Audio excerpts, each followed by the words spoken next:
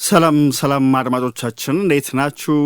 ዛሬ በስፋት የምንነጋገርበት ጉዳይ በሊቨርፑል የትሬንት አሌክዛንደር አርኖልድ ተተኪ ማን ይሆናል የሚለው እያነጋገረ ነው።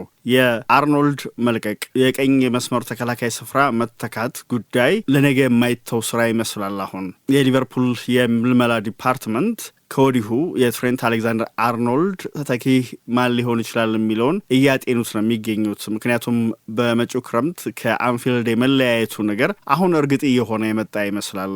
ወደ ማድሪድ የማቅናቱ ነገር ከሞላ ጎደል አይቀሬ ስለሆነ ለቻናላችን አዲስ የሆናችሁ ቻናላችንን ሰብስክራይብ፣ ላይክ እና ሼር እንድታደርጉ በትህትና እንጠይቃለን። አንድ የማይታበለው ሀቅ ትሬንት አሌክዛንደር አርኖልድን መተካት ፈታኝ የቤት ስራ ነው። የ26 ዓመቱ ተጫዋች በአይነቱ ለየት ያለ በተለያዩ ርቀቶች ኳሶችን ያለ እንከን ሳያዛነፍ ፓስ ማድረግ የሚችል በፈጠራው የተዋጣለት የቀይ መስመር ተከላካይ ነው እና በፈጠራ ረገድ እንዳውም የሚስተካከለው የቀይ መስመር ተከላካይ ማግኘት በዚህ ወቅት ከባድ ነው የሚሆነው። እንዲያም ሆኖ ግን የፕሪሚየር ሊጉ አሸናፊ እንደሚሆኑ እምነት የተጣለባቸው ቀዮቹ እርሱን ከመተካት የቤት ስራ ጋር ተፋጠዋል። ስለሆነም አማራጮችን እያሰሰ ነው። ግን አርነ ስሎት ምን አይነት የመስመር ተከላካይ ነው የሚፈልጉት? ከሳቸው አጨዋወት ጋር የሚጣጣሙ የመስመር ተከላካዮች፣ የቦታው ተጫዋቾች እነማን ሊሆኑ ይችላሉ የሚለውን እንመለከታለን።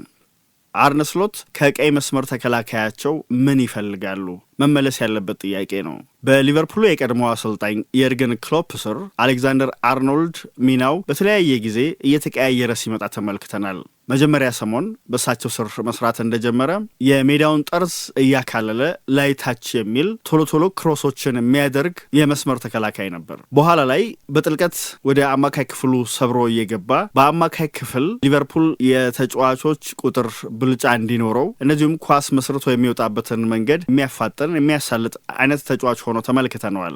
ስሎት ባለፈው ክረምት ወደ ሊቨርፑል ከመጡ በኋላ ደግሞ በተወሰነ መልኩ የአጨዋወት ዘይቤውን ከእርሳቸው ሲስተም ጋር ለማጣጣም ጥረት አድርጓል። ልክ በየርገን ክሎፕ ዘመን ያደርግ እንደነበረው ቶሎ ወደ መሃል እየገባ መጫወቱ የቀረ ይመስላል በእርሳቸው ስር።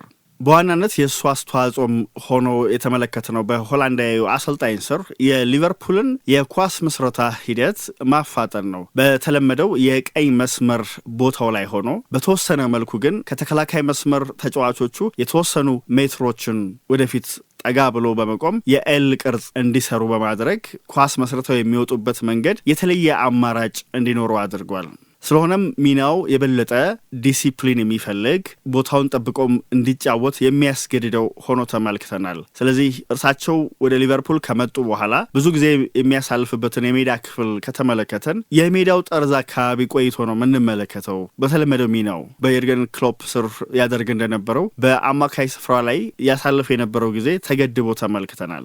አሌክዛንደር አርኖልድ የሚያገኛቸው ኳሶች መጠንም እንደዛው ቀንሰው ተመልክተናል። አንዴ የማጥቃት እንቅስቃሴውን ካስጀመረ በኋላ የእሱ ሚና እንዲገደብ ሆኗል። ምክንያቱም በአርነ ስሎት ስር የሊቨርፑል የማጥቃት እንቅስቃሴ በዋናነት መሀል ለመሀል የሚያልፍ ነው። የሜዳውን መሀል ክፍል ይዞ የሚያልፍ ሪያን ግራቨንበርግ በዋናነት ኳሷን ከተከላካይ መስመር ወደ አማካይ ክፍል ከዚያም ወደ ማጥቃት ቀጠናው የሚያሸጋግር ዋነኛው ተጫዋች ሆኖ ተመልክተነዋል። እንደዚያም ሆኖ ግን በእርሳቸው ስር የትሬንት አሌክዛንደር አርኖልድ ሌላው ትልቁ መገለጫ ሆኖ የቀጠለው ረጃጅም ፓሶች ማድረጉን ነው። በተለይ ከተከላካይ መስመር ጀርባ የሚጣሉ መሐመድ ሳላ ከተከላካይ መስመር ጀርባ እንዲሮጥ የሚያግዙ ፓሶችን፣ ረጃጅም ኳሶችን ሲጥል ተመልክተነዋል።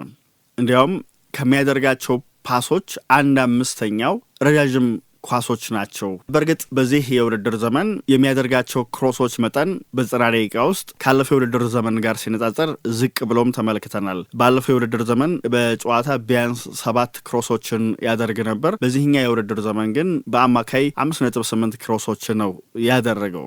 ሳላ የበለጠ በፈጠራው ተሳትፎ እንዲያደርግም ያስገድደው ሆኗል ይሄ የሚና ለውጥ። ስለዚህ አርነ ስሎት የሚፈልጉት የቀይ መስመር ተከላካይ እንዲህ አይነት ባህሪ ያለው ከሆነ ምላሽ ሊሆኑ የሚችሉ ተጫዋቾች የትኞቹ ናቸው የሚለውን ማንሳት ያስፈልጋል። ምናልባት እዚያው በሊቨርፑል ቤት ውስጥ የሚገኘው ኮኖር ብራድሊ አንድ አማራጭ ሆኖ ሊቀርብ ይችላል። ኮኖር ብራድሊን ስሎት ራሳቸው ሲጠቀሙት ተመልክተናል።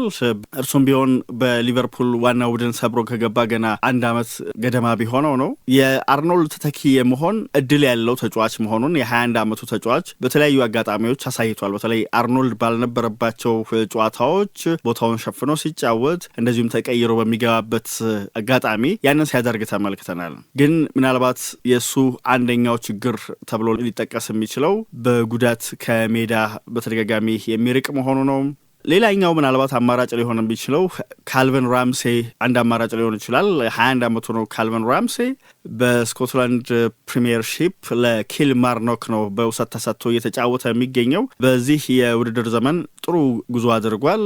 እንዲያውም ኃላፊነቶችን መሸከም ጀምሯል። የሰሜን አየርላንድ ብሔራዊ ቡድን አምበልም ሆኗል በወጣት እድሜውና ምናልባት አማራጭ ሊሆን ይችላል። የሜዳውን ጠርዝ ይዞ መጓዝ የሚመርጥ ተፈጥሯዊ የቀይ መስመር ተከላካይ ነውና እሱን እንደ አማራጭ ሊጠቀሙ እና እንደ አዲስ ፈራሚ አድርገው ሊያስቡት ይችላሉ የሚሉ አስተያየቶችንም እየተመለከትን ነው። ከክለቡ ውጭ ያሉ ሌሎች አማራጮችን ካየን ደግሞ ጄሮም ፍሪምፖንግ አንደኛው ነው።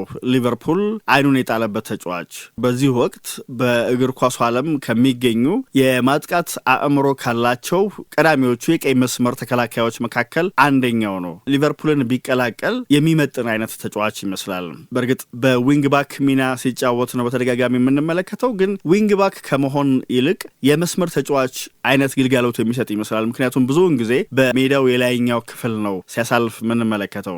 እንዲያውም በ2023/24 የውድድር ዘመን ባየር ሊቨርኩዘን በቡንደስሊጋው ድንቅ ጊዜን ባሳለፈበት ጊዜ 14 ጎሎችን አስቆጥሮ 10 ጎል የሆኑ ኳሶችን አመቻችቶ አቀብሎ ነበር። በእርግጥ በዚህ የውድድር ዘመን አመቻችቶ ያቀበላቸው ጎሎች መጠን ከአምናው ጋር የሚስተካከሉ ይመስላሉ። ከወዲሁ 9 ጎል የሆኑ ኳሶችን አመቻችቶ አቀብሏል። ነገር ግን ያስቆጠራቸው ጎሎች ዝቅ ብለው ታይተዋል። 4 ጎሎችን ብቻ ነው ዘንድሮ ያስቆጠረው።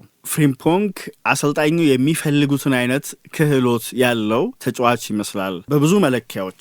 ፍሪምፖንግ በእንግሊዝ እግር ኳስ የተወሰነ ተሞክሮ አለው ሊያስብል የሚችል ግንኙነት አለው። ከዚህ ቀደም የማንቸስተር ሲቲ የአካዳሚ ተጫዋች እንደነበረ ይታወቃል። በተለይ ደግሞ ገና በተጫዋችነት ዘመኑ የመጀመሪያ ዓመታት የበለጠ ተፈጥሯዊ የቀኝ መስመር ተከላካይ ሚና ነበረ ሲወጣ የነበረው። በኋላ ላይ ነው ወደ ዊንግ ባክ ሚና እንደዚህ እየተለወጠ የመጣው እና በሊቨርኩዘን ከአሎንሶ መምጣት በኋላ ብዙ የተለዋወጠ ሚና ሲሰጠው የተመለከት ነው።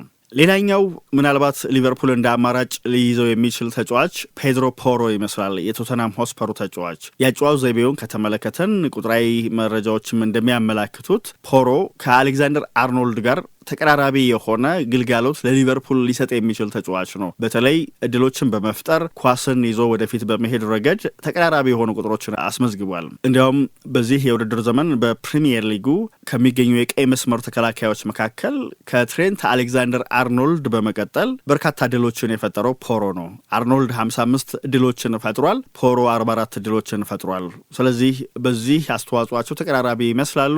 በተወሰነ መልኩ ደግሞ ሌሎች አማራጮችንም ያስገኛል። በዚህ የውድድር ዘመን በፕሪሚየር ሊጉ በርካታ ክሮሶችን ከክፍት የጨዋታ እንቅስቃሴ ያደረገውም ይህ የ25 ዓመት ስፔናዊ ነውና ይህም አንድ ተጨማሪ የእሱ ብቃት ተደርጎ ሊነሳ ይችላል።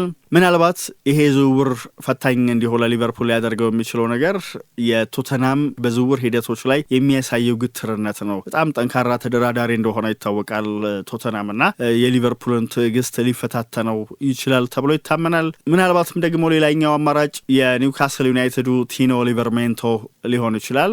22 ዓመቱ ነው እንግሊዛዊው። በሁለቱም እግሮቹ መጫወት የሚችል እንደ አስፈላጊነቱ በሁለቱም መስመሮች ሊያሰልፉት የሚችል ተጫዋች ነው። ኳስ ይዞ መውጣት ላይ በጣም የተዋጣለት ነው።